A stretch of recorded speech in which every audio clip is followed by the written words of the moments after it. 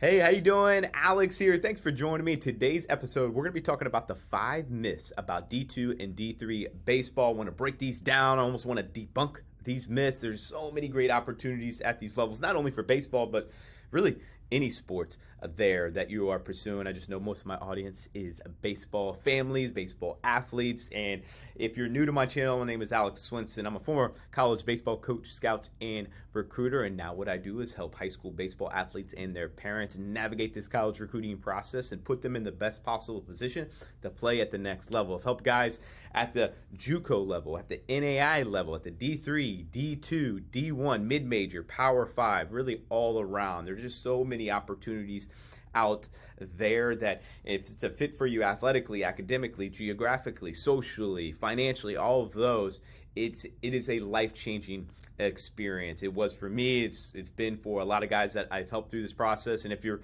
interested in learning more, you can go to my website, premierathletes.co. You can find that down in the descriptions. And if you get anything from this video, please smash that like button, that thumbs up right down here, somewhere around here, or subscribe to the podcast. I would really appreciate that. So let's get into the first myth.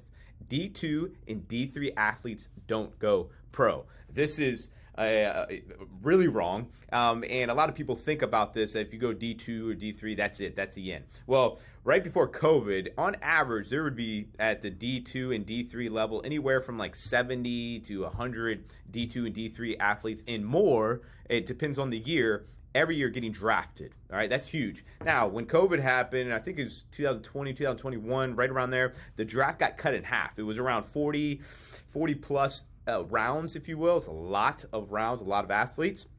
It got cut down in half to 20, okay? So it has gotten cut down in half. So we're right around that 50 to 60 range as far as the number of athletes. I think last year D2 had there were around 50 last year. D2 athletes drafted in an MLB draft. D3 was about 15 or so there. So in total, a little over 60. So they definitely go pro. Those guys at the D2 and D3 level could have easily played at the Division I level. But that fit for them was a great fit. I mean, and they were able to experience being a Division II or Division III athlete and play in college and be super successful and also get drafted. Now, I wasn't drafted and I had an amazing experience. Most of us are not going to get drafted, and that is okay. All right, I don't want you guys to have the end goal of just thinking I'm going to go pro and all that. You can have that goal, but you also need to realize there's a 40-year career after this. Literally 99.9%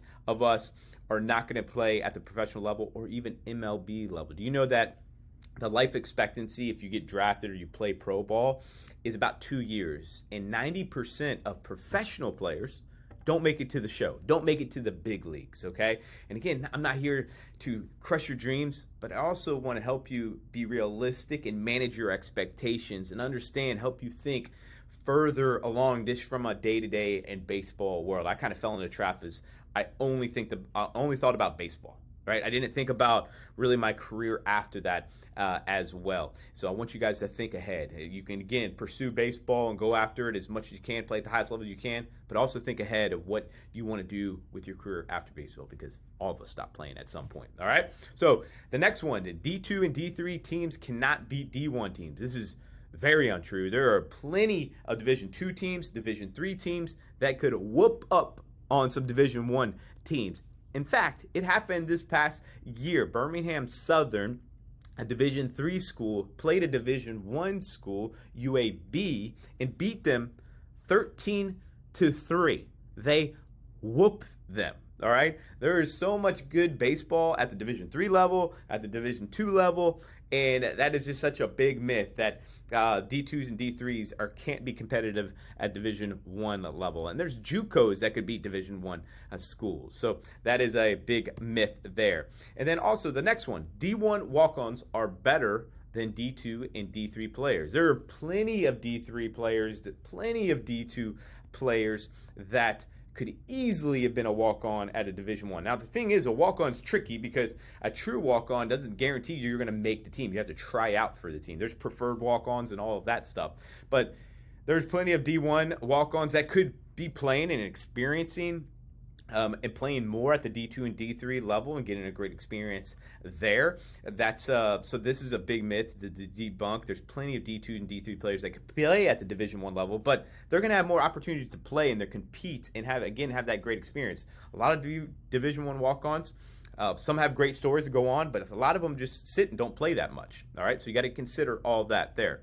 Next myth that I want to debunk, that the D2 or D3 experience is not great. The reason why I do what I do is to put guys and give them an opportunity to experience what I experienced. It changed my life, and let me kind of dive into that. It wasn't necessarily the baseball and playing at the Division 1 level. I played at the Division 1 level, but it wasn't that.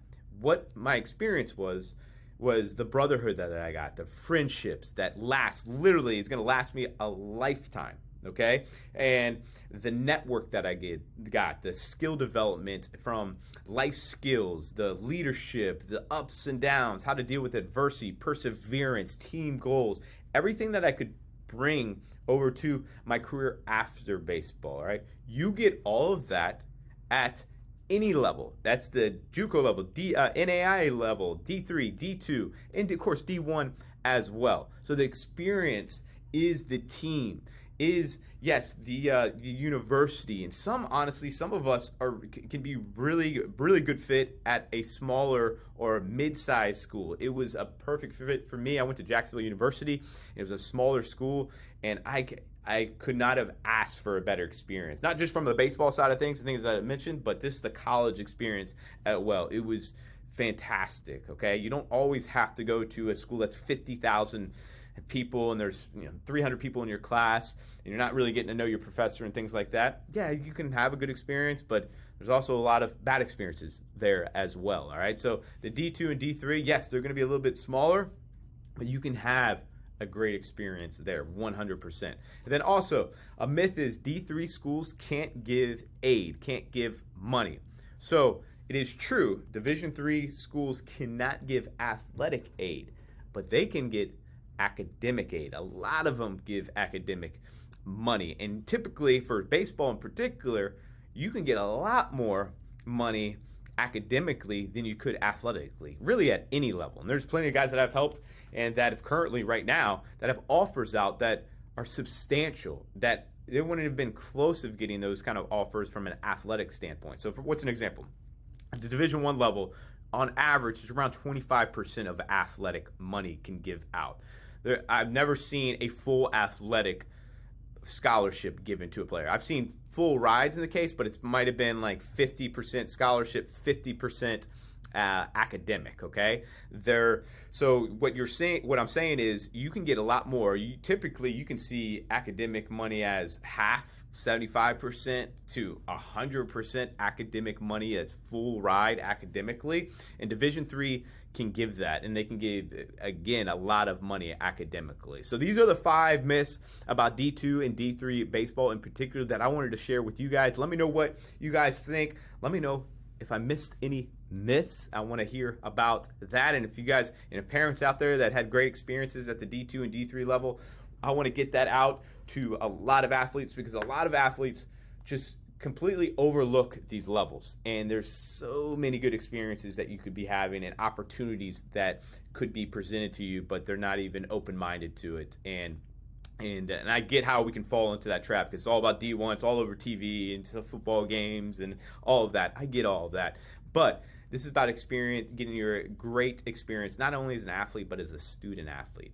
One other thing to keep in mind at the D2 and D3 level, recruiting is a little bit later than the Division 1 level. All right, a lot of these guys get on radars for Division 1 sophomore year to junior year. And D2 and D3 is like the end of your junior year going into your senior year is really when things start happening there. So keep that in mind as we go. If you have any questions, please let me know.